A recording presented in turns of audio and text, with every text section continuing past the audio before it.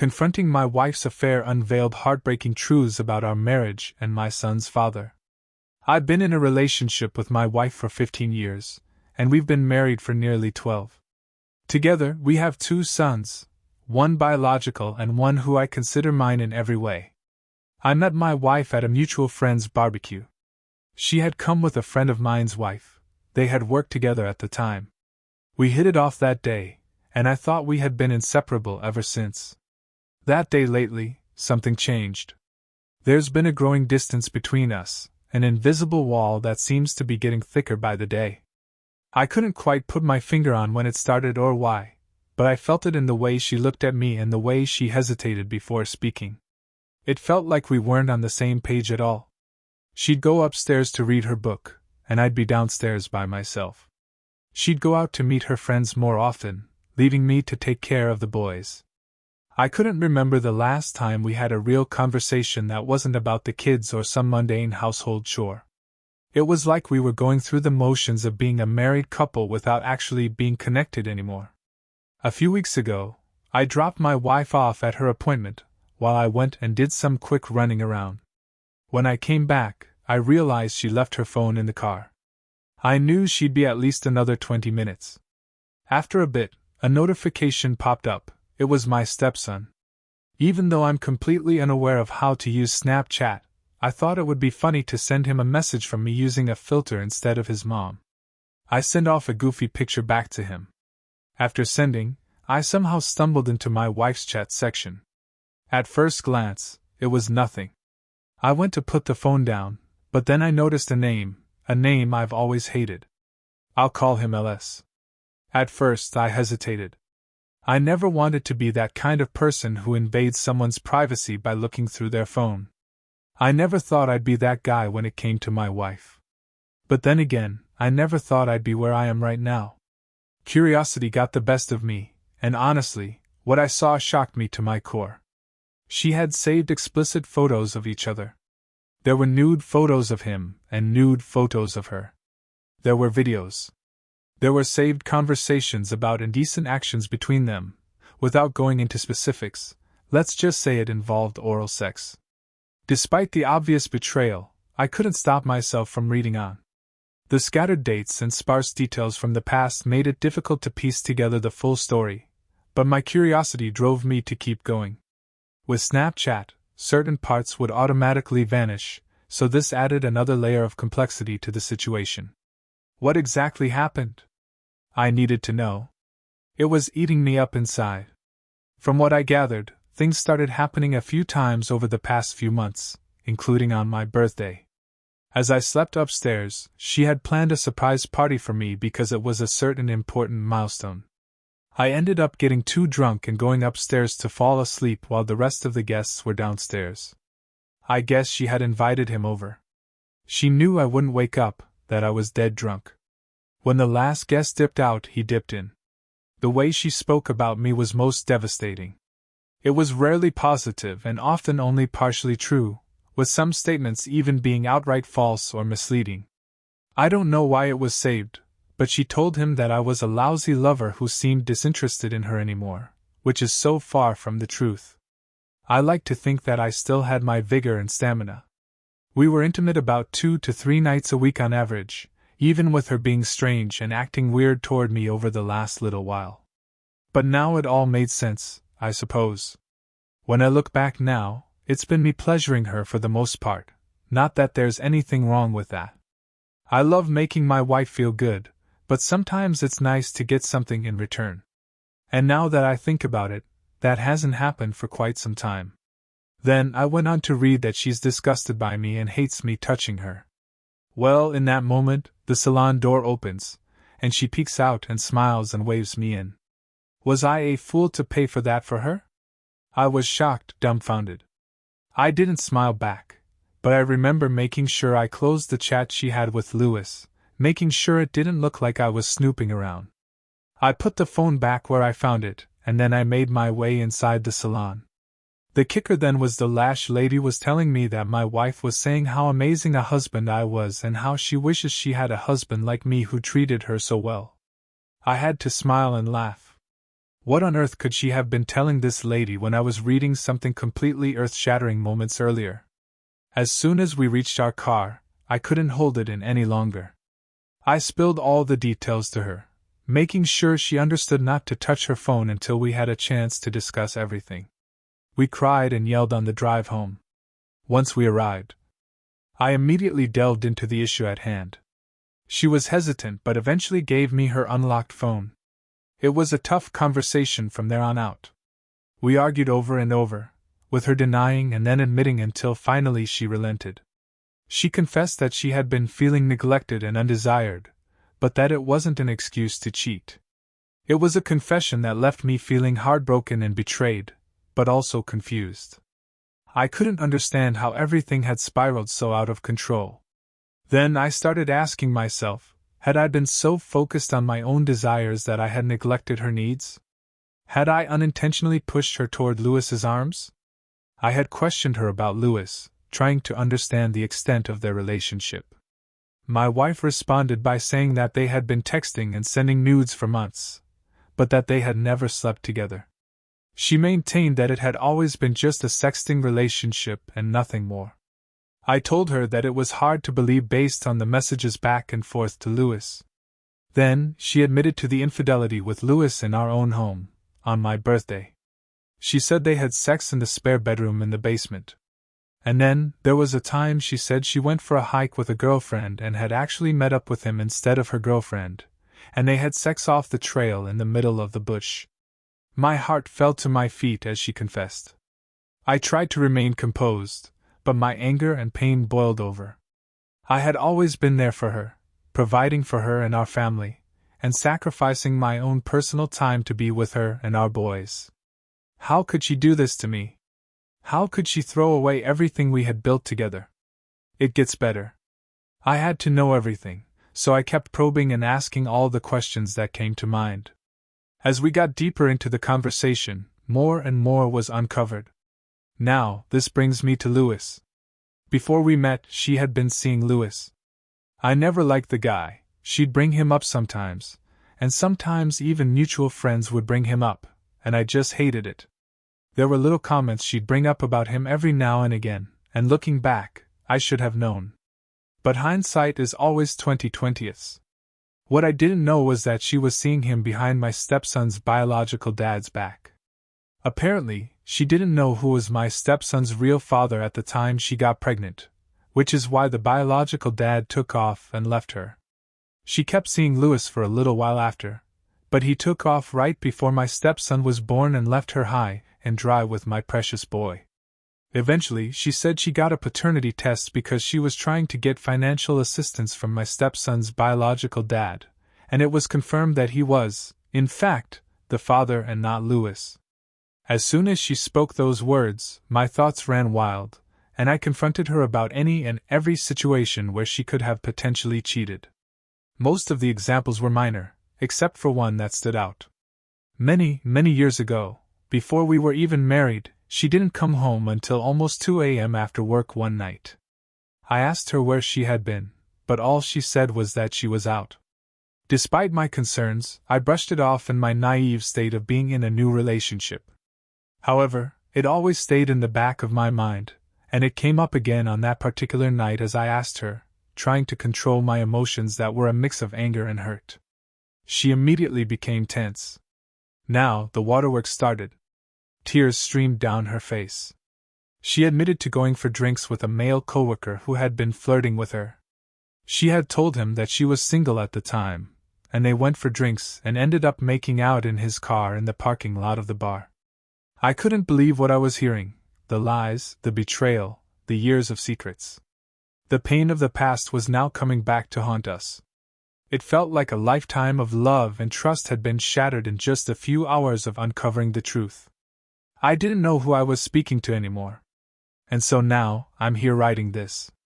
My wife went away for the weekend so we could have some space. Apparently, she's at a girlfriend's house, but I can't even be sure about that. I told her that if I find out that she went to Louis's place, the marriage is over, that this is over. She said she wouldn't, but who knows? Who knows what's true anymore?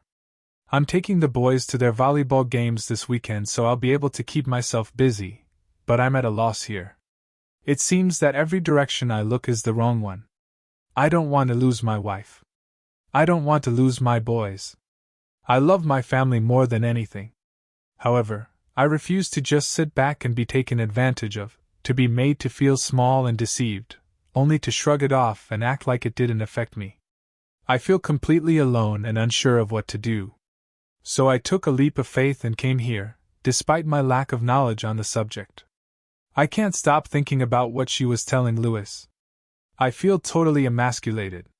Do I follow through with divorce, seeing as how this seems to be a troubling trend? I wasn't lying when I said I found out she ran right to Louis.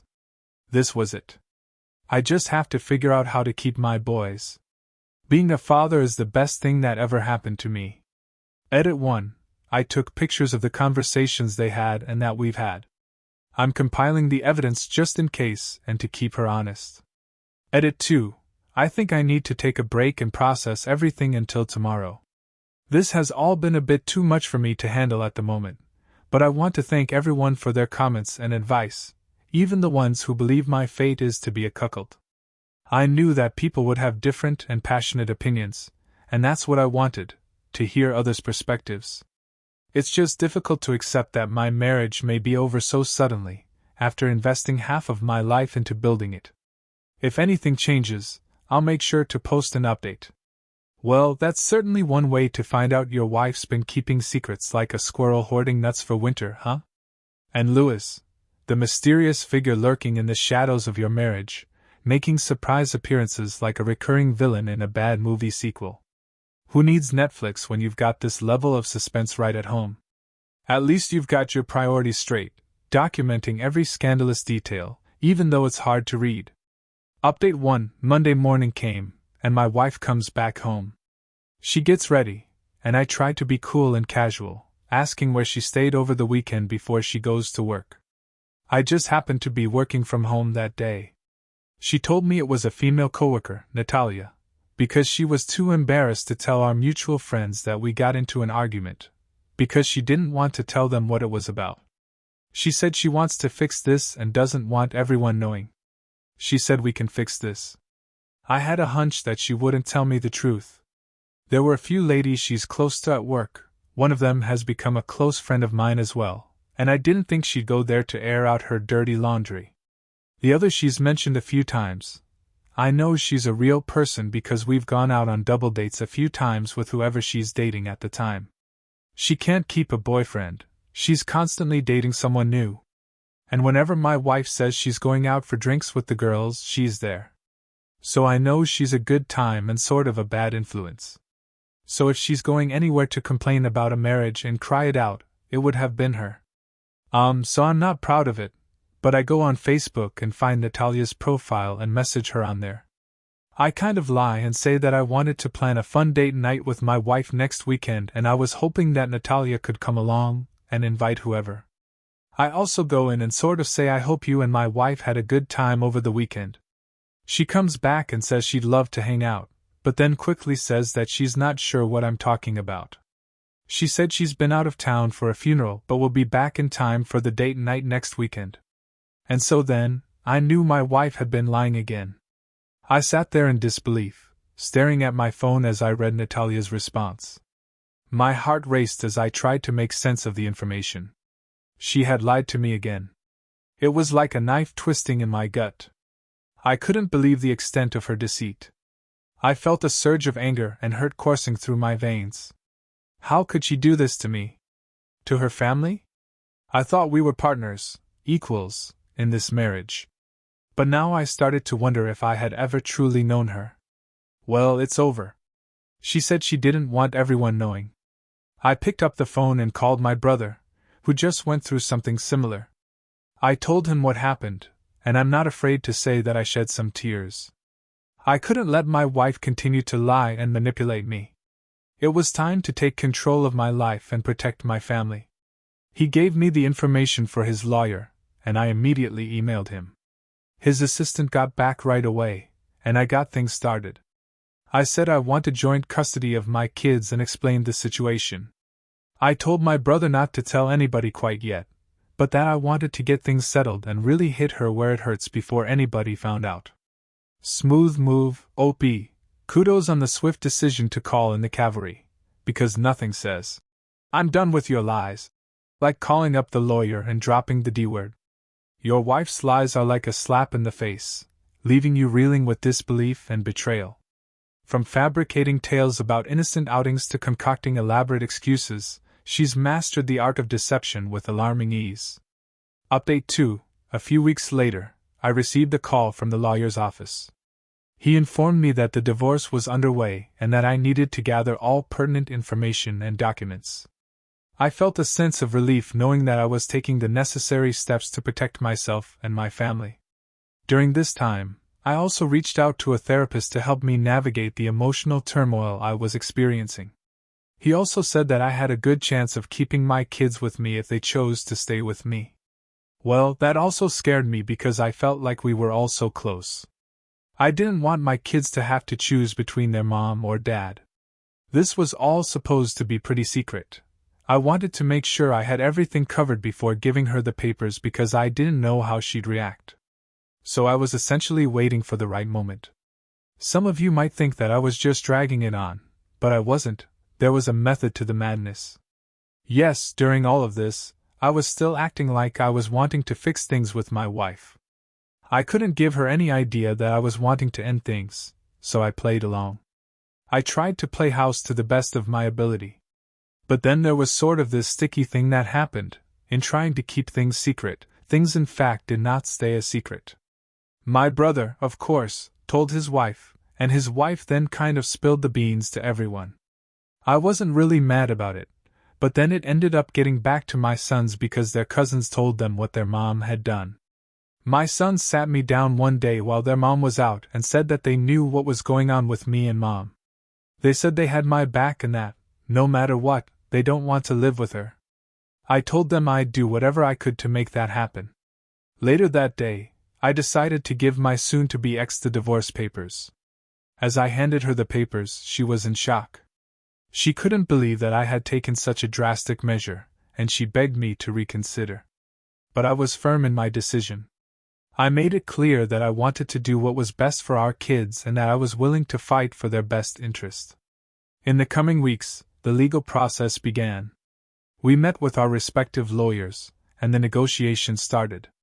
Every day, I felt the weight of the divorce hanging over me like a dark cloud, but I knew that I had to be strong for my kids. During this time, the boys stayed with me, and my soon-to-be ex moved out. You guessed it, she went to stay with Louis. Yikes. Your carefully constructed plan starts to unravel faster than a cheap sweater in the wash. Thanks a lot, loose-lipped relatives, for turning a covert operation into a family gossip fest. And let's not forget the emotional shell dropped by your sons when they pledged their allegiance to Team Dad. Their declaration that they don't want to live with their mom, that they have your back, it's nothing short of touching. It's a testament to the bond you've built with them. Update 3. The boys are with me full-time, and that's now legal in court. My ex gets them every second weekend, but that was only if she moved out of Louis's place and got her own apartment, which she did. She stayed with Louis a little bit longer. She also quit her job that she's been at for over 10 years because he claimed he had an opportunity for her to work from home doing something with his business or something like that. But he actually ended up getting arrested for tax evasion. I don't really know the details. Anyway, I'll try to keep things as simple as possible. She's out of a job and is currently looking for employment. She's asked me for money a few times to pay the rent, but I flat out told her that I can't do it. I think she's now looking to move back into her family home with her mom and dad. She has nowhere else to go. Everyone's pretty unimpressed with her right now, and the boys don't really want to have anything to do with her. The divorce proceedings were difficult, and I'm not going to sugarcoat it. It was a roller coaster of emotions, and it felt like a heavy weight was on my chest every day. My ex tried to pull me down, and there were times when I thought I would never see the light at the end of the tunnel. But I kept going, not just for myself, but for my boys. They needed a stable environment, and I knew that I had to be the one to provide that for them. Well, it sounds like your ex really hit rock bottom, huh? Good. I mean, quitting her job for a sketchy work-from-home opportunity with her tax-evading beau, really? At least you've got the boys on your side, right? They're like the ultimate judge and jury, handing down the verdict of, "We don't want anything to do with Mom." Faster than you can say. Child support payments. As for you, you're just trying to keep your head above water in this sea of drama. It's like being the captain of the Titanic, except instead of an iceberg, you're navigating through your ex's train wreck of life choices. Cheers to standing firm in the face of adversity and forging a brighter future for yourself and your boys.